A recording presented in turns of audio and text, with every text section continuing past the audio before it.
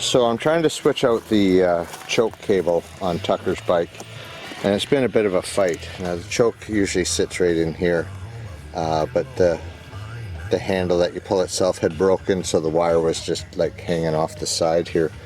But basically it runs down in over here to where your carburetor would sit. So there's plastics on both sides here that I had to take off. There's a metal bracket that sits up here that holds the gas tank on. And there's these two big crankcase vents. There's one here and one here that made getting to the carburetor really difficult.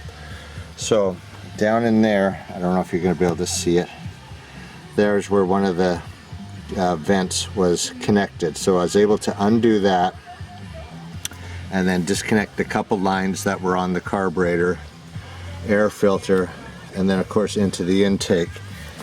The carburetor, I didn't have to undo the throttle cable, it's still here, and the choke was right here. There was a brass fitting like here that sat over top of that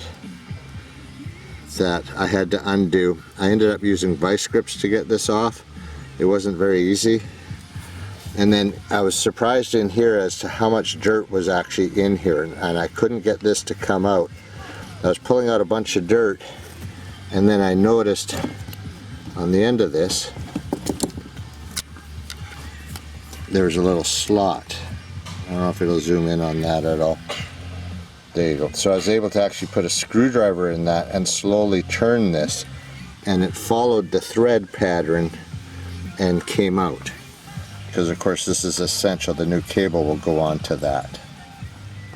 Okay, so I got the cable on. It took me about 3 tries to figure out how to run it from up in here down through the plastics and around. The first try I did, I guess I was just rerouting it too far and there just wasn't enough cable. So now I've done it a second time. One of the differences is that I have it above the framework of the ATV. I'm hoping it's still going to work okay. I would hate to take all this apart because I didn't route it underneath, but I don't know. I thought the cable, the throttle line goes here, so I was hoping maybe the choke could too. Maybe a more direct line, put a little bit less stress on the choke itself. So hopefully I did right. Find out in a minute. All I've done is I've put it on the intake, and I'm going to take a break before I get involved in hooking up all the lines and stuff, because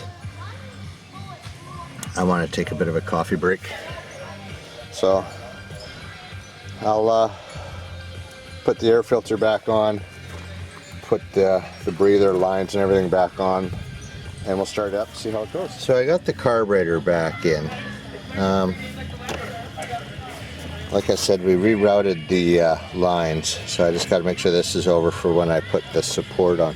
The biggest challenge was getting this breather line back in. It's down there.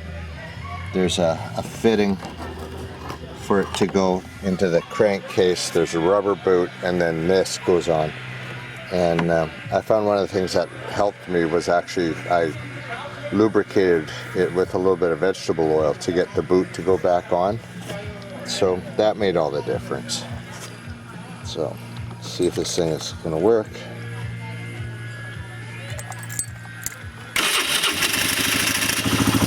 There she goes. Well, I must have did it right.